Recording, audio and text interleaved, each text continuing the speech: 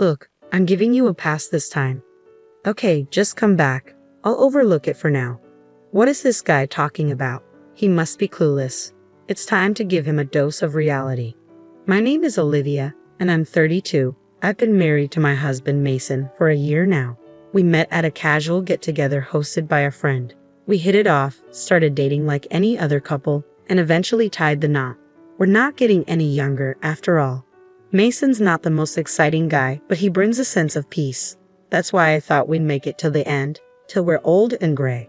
We both work, so going hungry is not an issue. We got married without overthinking it. I handle most of the housework since we're both busy with our jobs. Mason never helps. He's either lounging around or heads out early, rarely spending time at home. But I never found housework to be a burden. My parents live like this too. I accepted this as the kind of life a wife would have. I have a 9-to-5 job and I'm not overloaded with hobbies. Mason and I were never chatty to begin with. We both respected each other's space and it was never an issue. Life went on.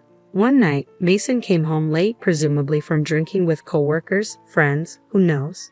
I welcomed him. Mason, you're home late. Had a long night out, huh?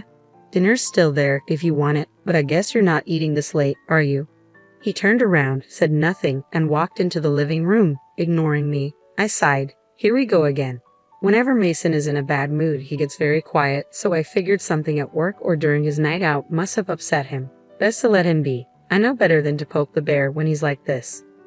I felt his presence from the living room but shrugged it off and went to bed. He'd probably be back to his usual self by morning. It was the same old story, and I didn't give it a second thought. The next morning, while I was preparing breakfast, Mason came into the kitchen. Good morning. I greeted him cheerfully. Mason glanced at me, grabbed some milk from the fridge, and left without a word. I was taken aback by his coldness. It was out of character for him. Seemed like he was still in a bad mood. I never anticipated this. We've always prided ourselves on being a family of strong, independent individuals. I hadn't made an effort to talk to Mason, really. I decided to wait and see, so I continued prepping lunch boxes for both Mason and myself. However, things didn't go back to normal that easily. Mason remained distant the following night and the day after. At this point, I was genuinely concerned. Days turned into weeks, and Mason continued to give me the silent treatment. I tried reaching out through WhatsApp and even left him notes, but he ignored it all. However, he'd eat the meals I prepared. I noticed the empty lunchbox in the sink, so I knew he ate the packed lunch. So, I put a note in the cooler bag. I thought if he found a note while enjoying the lunch I made with love, he'd have to react. But that was another miss. Mason said nothing. Before I knew it, over a month had passed in this strange silence. I felt helpless. I had tried everything, but nothing worked. Then one evening, I took a drastic step. I deliberately didn't prepare dinner. Every evening, I made dinner when I got home. But what if I didn't?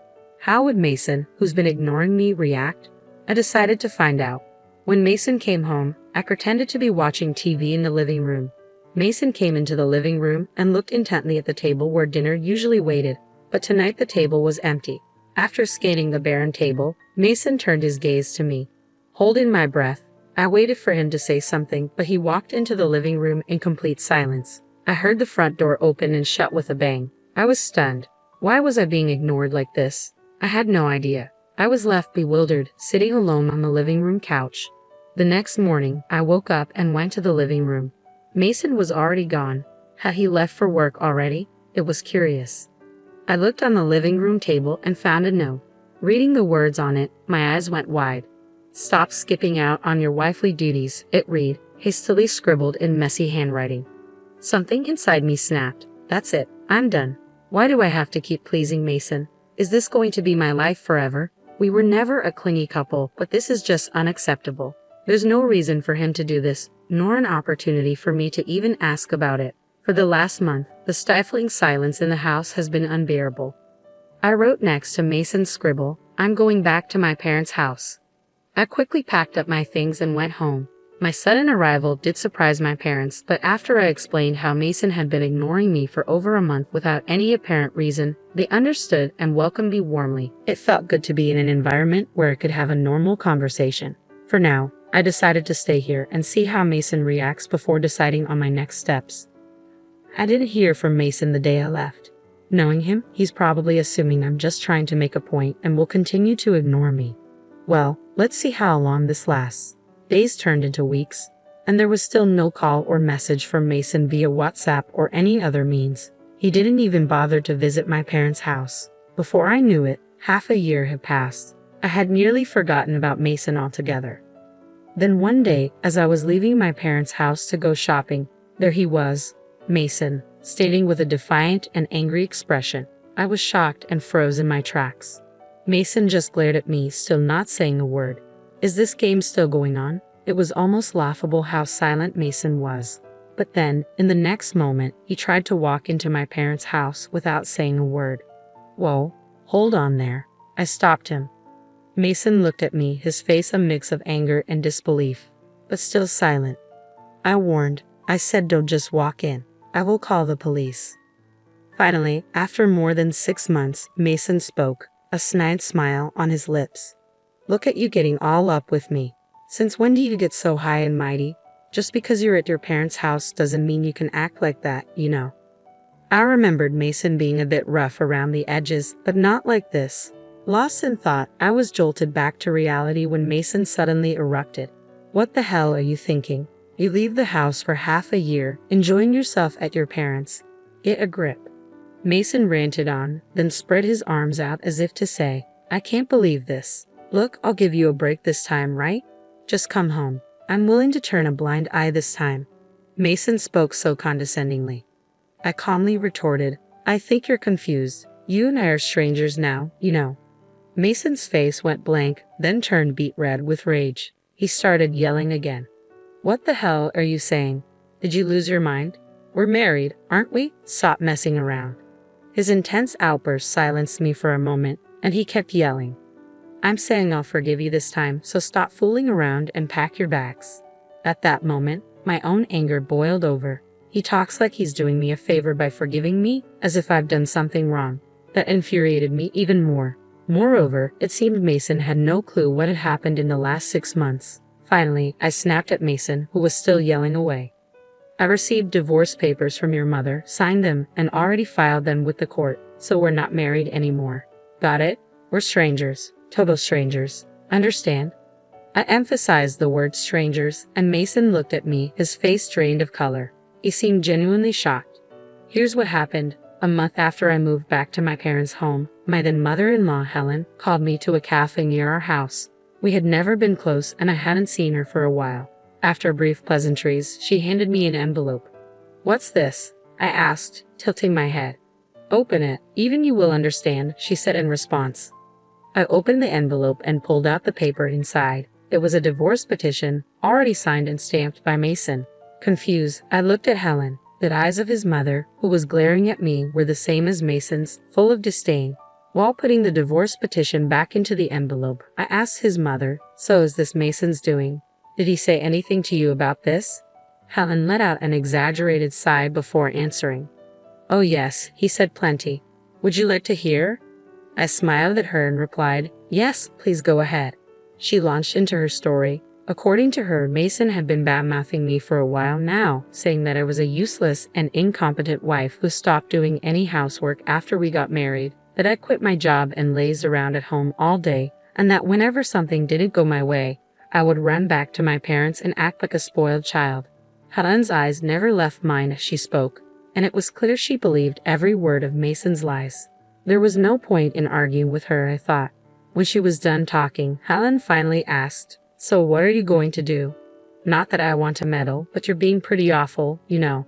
By the time I walked out of that house, my mind was made up. I smiled and told her, if he wants a divorce, then that's what he'll get. Helen glared at me one last time, slapped some money on the table for her share, and walked out of the cafe. I went straight to my parents' house, signed the divorce papers, and submitted them to the court the very next day. While I was explaining all of this, Mason's face turned increasingly pale. It seemed he hadn't been informed by Helen at all, but honestly, I didn't care. After all, I had already trusted Helen with the signed divorce papers. Mason must have had the same idea in mind, I figured. Once I finished telling my side, Mason blurted out in a panic, no, you've got it all wrong. I only filled out those divorce papers to keep my mom off my back. I never intended to submit them. They're invalid. Panicked or just confused, he started making no sense. And besides, you're the one who will suffer if we divorce, so let's go to the court right now and have them withdrawn. I gave Mason a cold stare, then tilted my head. Why would it be a problem for me if we got divorced? Mason suddenly grinned as if he had won. Think about your age. At your age, with a divorce history, no one will want you. That's why I'm saying I'll take you back. This is for your benefit, you get it? I'm saying we can pretend the divorce never happened, and you should be happy. I couldn't help but roll my eyes at his arrogance and delusional thinking. Listen, we're not kids. A divorce doesn't just get erased. And for the record, I'm already married to someone else. Mason's jaw dropped and he went silent. What? Really? Do you want me to repeat myself? I'm married to someone else. Mason, who had a look of disbelief, suddenly started making a fuss. That's a lie. You're just trying to look good, aren't you? You're making up stories to get me to go away, aren't you? You're really making a fool out of me. You know that such lies won't work. Well, if he wants to be a fool, that's his problem. As I was wondering how to explain to this idiot, a presence came from behind me and a man appeared at the entrance. The man looked at me and Mason alternately, looking confused. Mason, for his part, was surprised to see a stranger coming out of my parents' home and fell silent. When I looked at the man, he tilted his head and asked, "Is something wrong?" Feeling awkward, I smiled and turned to Mason. "This is my husband, Noah." "No," greeted Mason with a slight, skeptical nod. Mason took a step back and looked up at Noah. It made sense. Noah was a former national rugby player with an imposing physique. Overwhelmed by Noah's appearance, Mason suddenly started to make excuses. No, you've got it all wrong.